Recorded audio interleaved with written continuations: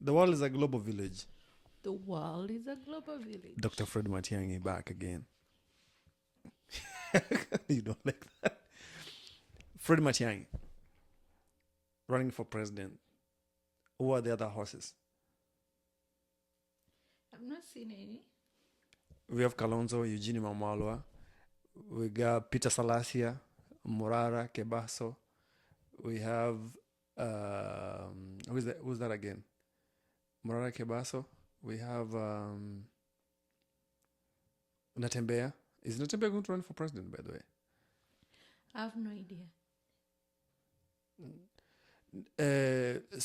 Fred Matiang'i. Why Fred Matiang'i? Are you asking me a question? Yeah, I'm asking you a question actually.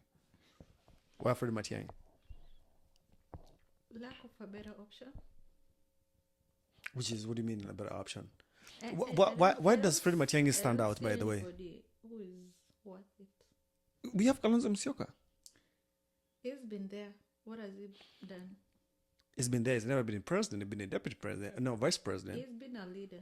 He's been a leader. Okay. Uh-huh. What has he done? And I've got nothing that I can point a finger at. Thank you. Fred Matiang'i, what has he done? Samo is a newbie. A newbie, a Yeah. wannabe. Why not Ruto to continue? Because you support him. You support his agendas before. We've tested him and he's not. So to you, is he a failure or something? Not a failure per se, but a disappointment. Oh, a disappointment. You know, those are two different. Those are loaded statements when you say it's a disappointment. So you had expectations out of him. Of course. He made too many lies, right?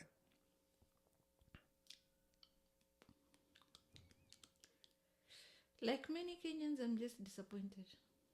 Okay, what is that one thing that you really expected out of Ruto and you really A feel lot like of it didn't? things. A lot of Oh, things. wow. That's too much. Okay, then what do you expect out of Matiang'i that you think Ruto didn't do? A lot as well. Oh, wow. Those are loaded statements. You just can't say that. So at least there's one thing that you really can call out and say, like, yo, this time around, let's just try Our Matiang'i country as is compared to sinking. Ruto. Our country is sinking. Mhm. We are hoping that this leader who's going to come in will be like a savior. Mhm. But also, at the same time, it's not like I'm condemning the current president fully for everything.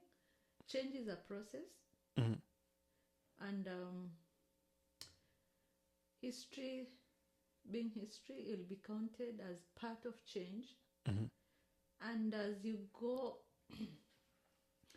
as change takes place, I believe that at times you make a mistake, at times you win, at times you lose. So when Uhuru was exiting, we thought like this will be our win. But to many Kenyans, it's not.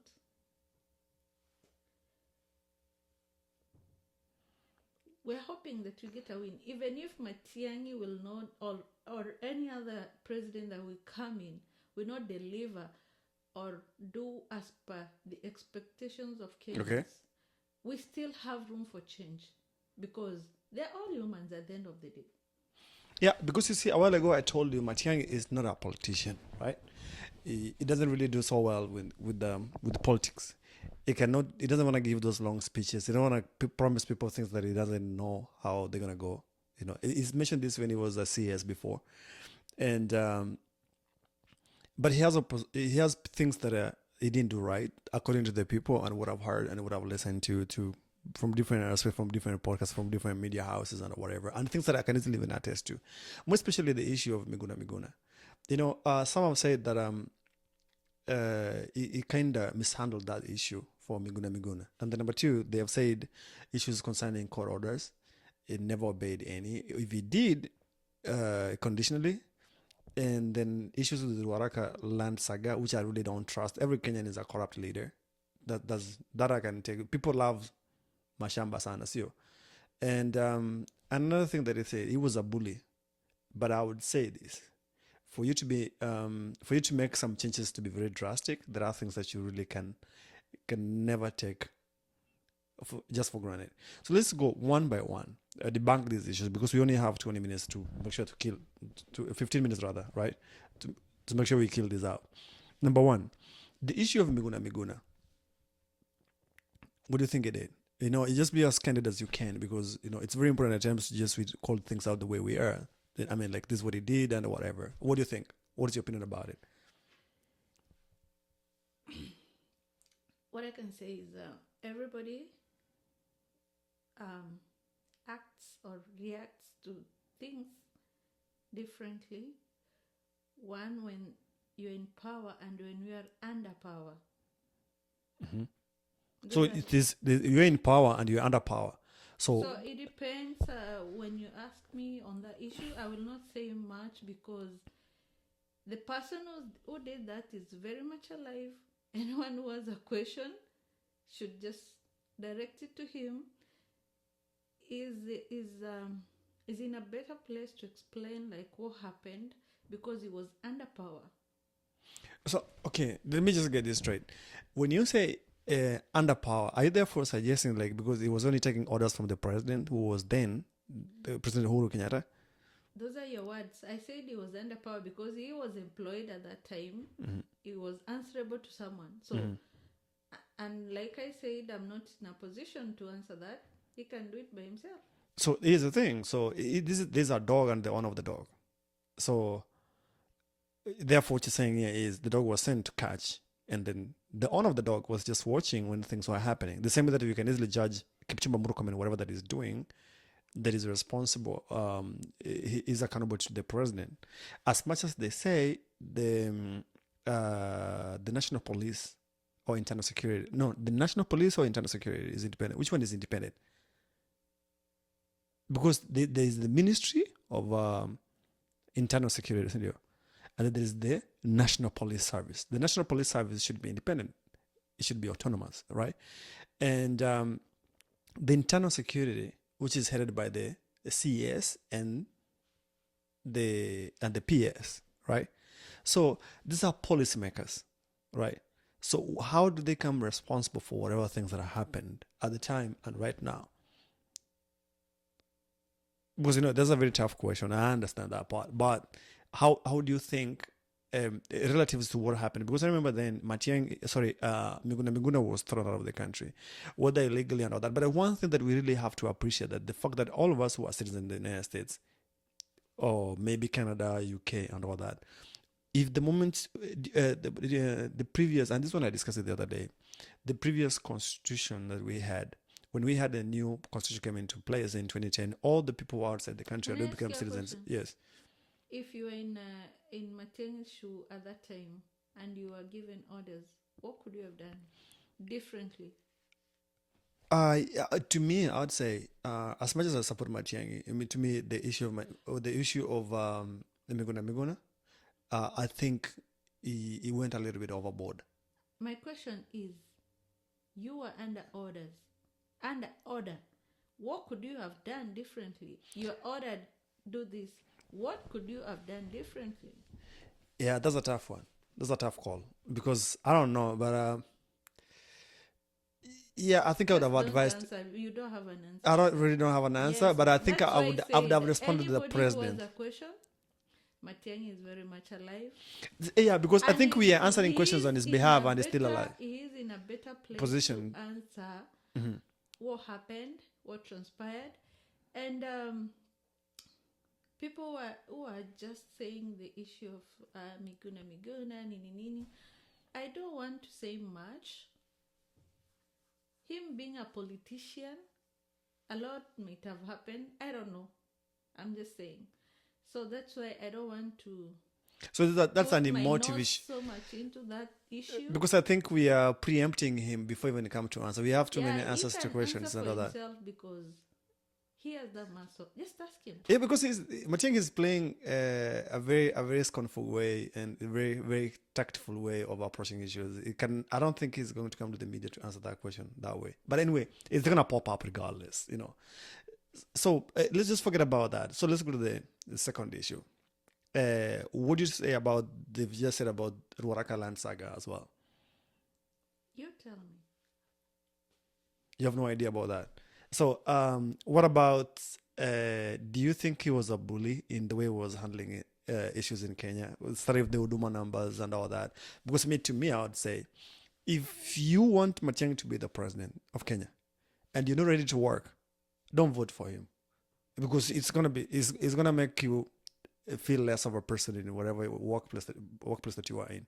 I've discussed with the people that who are in the Ministry of Internal Security. Most of them are my friends and all that, and they've said this to me so many times. They've said, like, if you're not ready to work, please don't elect Matiang'i, because he's not gonna give you some peace of mind for you to work. Sorry, like you to be lazy. It doesn't have room for laziness and all that. So pretty much whatever that is happening, to me, I would say, all that we saw from Narok during the registration of births and deaths offices and everywhere else, you could find people just sitting in offices, they don't want to work, and then it calls them to order. Based on what you've seen, the evidence which is being provided, right? Those clips and or whatever, all those things. So you see, people don't like to work, but they just want to go to work. They want a politic. They want to do things here and there. Because if you bring those people here, for instance, let's say the United States. In the United States, when you leave your work, when you leave your house to go to work, you have to work. If you cannot work, what's going to happen? You're going to lose your job, right? You have to work. But people don't respect that. It's a work ethic thing. People should have that work ethic, whereby, when you go to work, you need to service the people. You need to give people their services they require, because they pay taxes towards that. So when this guy just went to these different offices when he was a CES, and he made sure he called a lot of things into order, a lot of people didn't really find that to be something that they resonate with, because he was just a bully. He went to places, he found out people are just working, they're not supposed to work in the country, and all, they threw them out. Changed some rules in the United States Embassy, whatever. Like, if you need to come into Kenya, you need a visa, as the same case applies when you go to the United States. It was just playing the games of equity. Like, if you want us to serve you well, just do these simple things. Yeah. And a lot of things that he did. So according to me, I would say, and when it comes to security, I come from how can I say, an area which is really affected by how do you call it, stock theft, animal theft. When that guy came into the Ministry of International Security, internal security, boss, ng'ombe, ungecha ng'ombe kwa barabara, and it's very obvious. But what happened is, huyu jamaa aliibiwa ng'ombe wake yeye mwenyewe, because he never knew it was happening until people were stole from him, and then he put things into order, and that thing was really helping us for the longest time that he was still in power. It's really helped us. So to me, my vote for him is based on a lot of things, because it's one person who can just exert pressure. Even remember the ICT, when he was in ICT, changing from analog to digital. And then another thing, when he was doing what? Even that Huduma number that never worked, and all these other things. So it's so many things that were put in place, and then I can easily just say, for me, is worth the cake. But at the same time, that we have to address the people. If you're not ready for Matiang'i change and all that, don't go voting for him, because he's going to come for you. Because if you're not ready to work, don't vote for that dude. But for me, 2027, Matiang'i tosha, boss. Ndo hivyo. Matiang'i for president. Matiang'i for president. That's what I would say. Okay. Yep.